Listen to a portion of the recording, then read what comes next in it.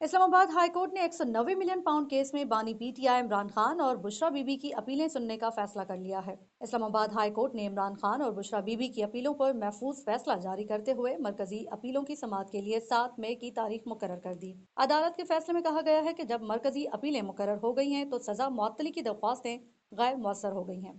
दूसरी जानिब बुशरा बीबी तक जाती मुआलिज की रसाई और फैमिली मुलाकात से मुतालिक दरख्वास्त पर सुप्रिंटेंडेंट अडियाला जेल को 2 रोज में बुशरा बीबी की बेटी की दरख्वास्त पर फैसला करने का हुक्म दिया गया। इस्लामाबाद हाई कोर्ट ने हिदायत की है कि सुप्रिंटेंडेंट अडियाला जेल वजूहात के साथ तहरीरी हुक्म जारी करेंगे। अदालत ने 6 मई को सुप्रिंटेंडेंट अडियाला जेल को जाती हैसियत में तलब भी कर लिया है।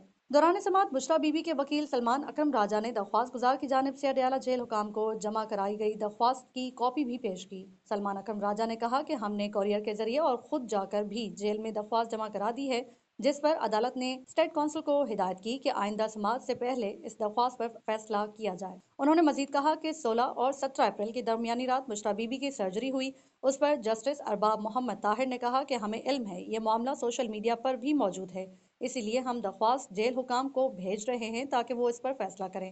अदालत ने केस की मजीद समाअत 6 मई तक मुलतवी कर दी।